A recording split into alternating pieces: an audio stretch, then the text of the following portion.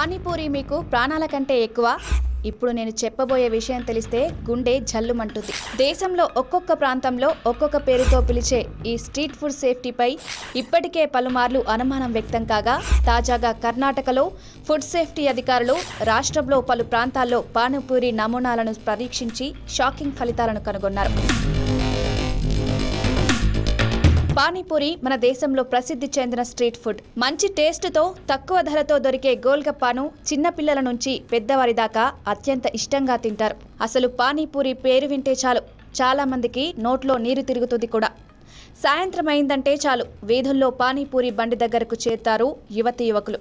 దేశంలో ఒక్కొక్క ప్రాంతంలో ఒక్కొక్క పేరుతో పిలిచే ఈ స్ట్రీట్ ఫుడ్ సేఫ్టీపై ఇప్పటికే పలుమార్లు అనుమానం వ్యక్తం కాగా, తాజాగా కర్ణాటకలో ఫుడ్ సేఫ్టీ అధికారులు రాష్ట్రంలో పలు ప్రాంతాల్లో పానీపూరి నమూనాలను పరీక్షించి షాకింగ్ ఫలితాలను కనుగొన్నారు. అధికారులు సేకరించిన పానీపూరి శాంపిల్స్లో 22% భద్రతా ప్రమాణాలు విఫలమైనట్లు వెల్లడైందని చెప్పారు.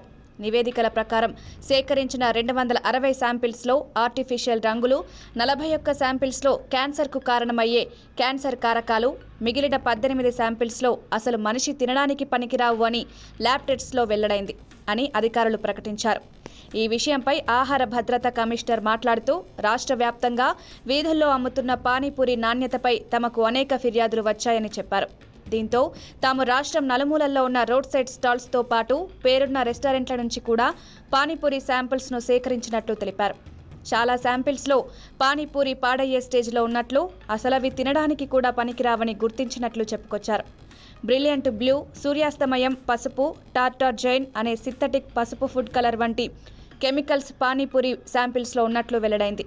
ఇవి వివిధ ఆరోగ్య సమస్యలను కలిగిస్తాయి.